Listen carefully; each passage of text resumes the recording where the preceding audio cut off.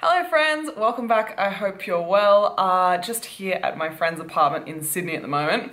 I got myself a mug of tea and I wanted to have a chat to you guys about goal setting more generally, and then also where I'm going to be going to from here with my goals. So it's now 2 weeks since my powerlifting competition.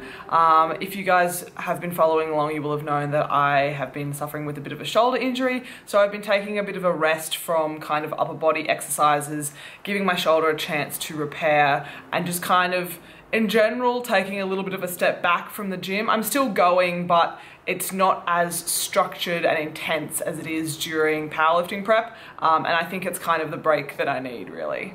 So I'm here in Sydney, and actually in about an hour I'm going to go and meet up with my coach, Chrissy Dask, to kind of discuss where to from here.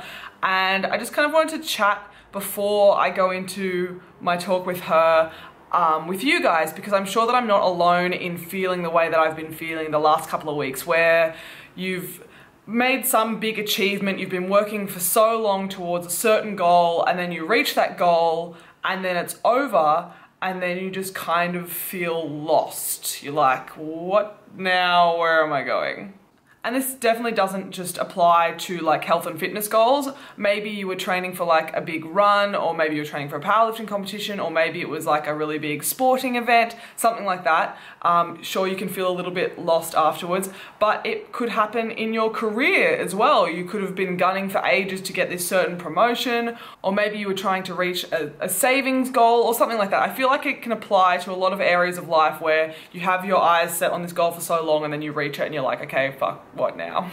And I think once you've reached that big goal, you can be a little bit unsure as to what step to take next. You might feel like there's a lot of different options in front of you and you don't necessarily know what the best option to take might be. And then what can happen is, because you're so unsure of yourself, you just kind of end up procrastinating and maybe falling off the wagon and wasting time not working towards anything, really. So something that I think is really useful, and this doesn't just have to apply to goal setting, this can apply to a lot of things in life when just you feel like your head is so full of information. Sometimes I feel like when I've got like a huge amount of things to do, if I have it all just stored up in my head, oh my God, I've got to do this, I end up being quite unproductive and not as efficient as I can be. Whereas if I actually take the moment to be like, okay, what have I got to do, and write it all out and write it down and then see it all, then I can start to make some more logical decisions rather than just having everything like stored up in your head. So the past 2 weeks, I've had a lot of thoughts about me personally and where my like fitness journey might go from here. And so I've written it all out as I've suggested. I've kind of got one main heading, which is powerlifting, and then I have another like heading under that, which is body composition. The majority of my thoughts are related to powerlifting and all of the different things that I could do. I'll read some of them out. And as you can see, some of these are just to do with my doubts of myself as well. For example, I've got like, I don't have any genetic or natural ability. I may want to compete at a competition at the end of the year. I'm a normal person, I'm not an athlete, this is for fun, I want longevity, I want reduced injury.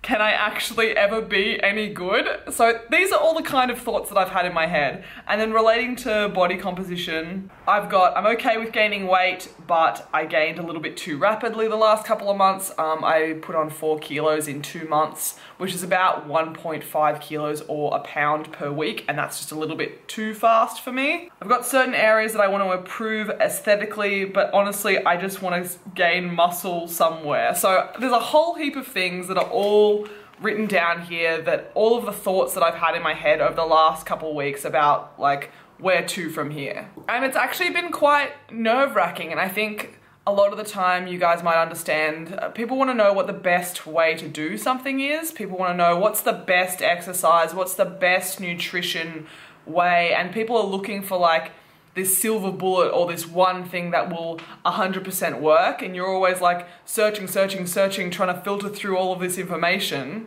and all of these different approaches, and that's kind of in a way how I feel at the moment. I've got all of these approaches in front of me and I'm looking for the one best thing. Yes, this is what I will do. But it's quite possible that that solution doesn't necessarily exist, and I've just got to work with what I've got and within my means. So at this point, I think this is when it's really handy to try and get someone else on board, someone that understands you, maybe a friend or family member, if it's relating to like life goals, or a colleague, if it's relating to health and fitness goals, maybe a PT or a coach, nutritionist, dietitian, that kind of thing. Because they have the knowledge and expertise, and hopefully this is someone that you know well as well, and they understand you and are able to make recommendations along the thoughts of what you're thinking, but also with you and your health and your best interests in mind as well. So pretty much I've gotten all of this out of my head just so I don't like go and word vomit at Chrissy when I go and meet up with her in an hour and quite possibly forget something that I'm saying.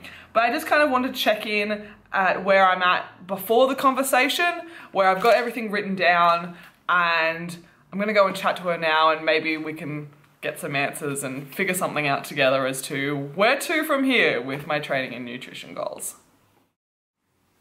Hey friends, I am back from my chat with Chrissy. I'm back from Sydney, back in Canberra. Put off filming this for a few days after chatting with Chrissy because I just kind of had some life to attend to. But getting around to it now, and I do realise that I was wearing this shirt in my Q&A vlog that I posted a few weeks ago, and I'm wearing it yet again. I do own other clothing, however, I was just wearing it when I was at the gym today, and I couldn't be bothered changing out of it because we're friends. We get along. No judgment from you guys. But in terms of how the conversation with Chrissy went, I brought my notepad and I like read some of the things out, and we kind of just worked through it all. And in the end, it ended up like a lot simpler and going like a lot better than I think I thought that it would. I thought maybe that there would be more back and forth, maybe more disagreement, but like friendly, productive disagreement as to where to from here and what's best for me and what she thinks would be good for me, and then what I also enjoy and what I think is good for me. I think I thought, because there were just so many thoughts in my head, I was like, this is a really complex issue. Look at all my notes. This is gonna be so hard. How are we gonna come to some sort of compromise on all of this? But I talked it through, and again, this is why I talked about like why writing it down is so great, and then running it through someone else that has experience is so great, because you do get so caught up in your own head. But she pretty much came up with a plan for the next year, like right there on the spot, and where I'm gonna go to from here. And it was all very logical, and we were pretty much like done and dusted way earlier than I thought. And I was kind of left there with my massive notepad being like, oh, that was simple in the end. So yeah, if we do want to talk specifically about me, my upcoming plan is this. For the next 12 weeks, I will be doing more of like a hypertrophy phase and really working on building muscle. And in conjunction with that, we're going to go in like a very, very slight surplus. And like I said before, I'm okay with gaining weight, and I do want to gain weight, just not 4 kilos in 2 months, please. So we're gonna go really, really slowly, just so we're maximizing muscle growth versus excess fat, and so we also keep my mental health in check, because so I don't freak out a little bit. Just being honest. So hypertrophy, that's the goal for the next 12 weeks, in particular with a focus on my glutes and hamstrings, because according to Chrissy, they're weak and they need to get stronger, in particular for my deadlift.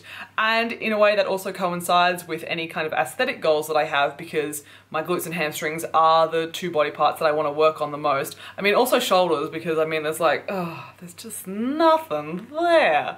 But that's okay. I can settle with glutes and hamstrings, that's fine. And then that 12-week hypertrophy phase will lead into a strength phase, a more specific powerlifting phase, with a bigger focus on the 3 main lifts, which will go for 8 weeks in preparation for another powerlifting competition, which will be at the end of the year in December in Melbourne. So obviously this also is pending that I don't like get fucking injured again, and that my shoulder makes a good recovery, and that my wrist is okay, and all that kind of thing. But like, you have to make some sort of plan. You can't just go around your whole life tiptoeing around hoping not to get injured. For nutrition, I already mentioned that I'm going to be in a very slight surplus, aiming to slowly and surely gain weight. And I also wanted to chat to her about like ratios of like carbs and fats, one over the other, if one's more optimal for performance or not.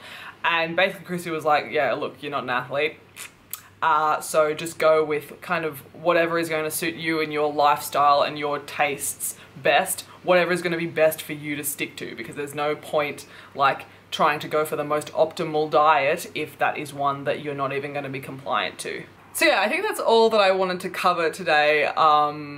I think after all of the things that I had in my head, it was really, really good writing it all down and going into that discussion with Chrissy. I feel like a lot more clear-minded now, and I'm looking forward to my program. I'm looking forward to getting into training properly again for a purpose, and I feel more kind of motivated and inspired and yeah, ready to get cracking kind of thing. So I hope you guys found this video maybe useful in some way in terms of just kind of general chatting about goal setting, that kind of thing, and I hope you found just me sharing what I've been up to, what my headspace is, and where I'm going to be going from here. I hope you found that interesting or useful. If you have any feedback or comments or questions, please leave them down below. If you did enjoy this video, as always, I'd really appreciate if you guys gave me a thumbs up, and if you want to see more from me and my journey from here, please subscribe to my channel, and I'm always open for any kind of future vlog suggestions, anything like that. Otherwise, thanks for joining me, and onwards and upwards to the next goal, I guess. Have a good one, guys.